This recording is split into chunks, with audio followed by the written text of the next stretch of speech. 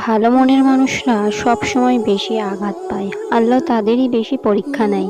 আর মানুষও সুযোগের সদ্ব্যবহার করে। সেই সব ভালো মানুষদের সাথে ভালো মনের মানুষের ভালো কাজ বা গুণগুলোকে মানুষ দুর্বলতা মনে করে। আর ওই দুর্বলতার জায়গায় কষ্ট দেয় বেশি।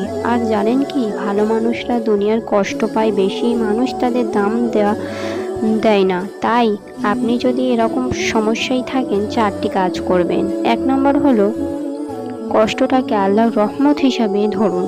কেননা কষ্ট আপনাকে আপনার রবের নিকটবর্তী করে।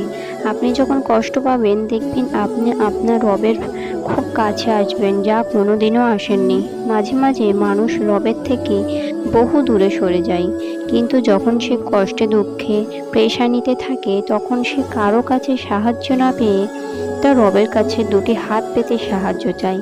আর রব তাকে তার হাত দুটো সম্পূর্ণ ভরিয়ে দেয় তার আশায়। মাঝে মাঝে কিছু কষ্ট আমাদের নতুন পথ চলতে শেখায় এবং বুঝিয়ে দেয় যে এই দুনিয়ায় আমাদের আপন কেউ নেই। আমাদের রবই একমাত্র আমাদের আপন। আপনার আপন বলতে একজনই আছেন, তিনি আমাদের রব, আমাদের আল্লাহ।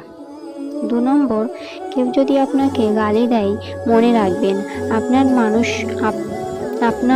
মানুষের কাছে ভালো হয়ে কোনো লাভ নেই। আল্লাহর কাছে যদি আপনি ভালো হন, তাহলে আপনি অরিজিনালি ভালো। কারণ দুনিয়ায় ভালো হয়ে কোনো লাভ নেই। যদি সেটা আখিরাতে ভালো হয়, এর চেয়ে উত্তম কিছু নেই।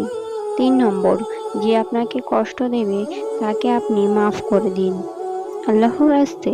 আর আপনি যদি মাফ না করেন, এটা আপনাকে ভিতর থেকে জ্বালিয়ে দেবে।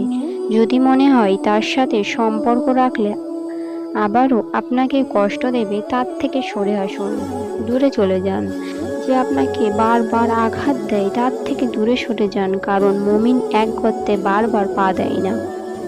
4 নম্বর হলো একাকিত্বের মাঝে সুখ খুঁজে পাওয়া। কারণ এই মিথ্যে দুনিয়ায় যে একা থাকতে পারে, তার মতো সুখী আর কেউ নেই। কারণ একা থাকার মতো শান্তি আর কিছু হয় না।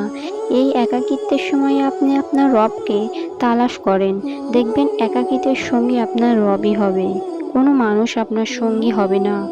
আপনি রবকে আপনার মনের কথা বলেন, রবের কাছে সব কিছু চান, রবই পূরণ করতে পারবে, কোনো মানুষ পূরণ করতে পারবে না।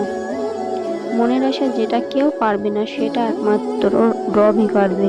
ইনশাল্লাহ আপনি রবের কাছে চান, আপনার রব আপনার মনের আশাগুলো খুব তাড়াতাড়ি পূরণ করবে।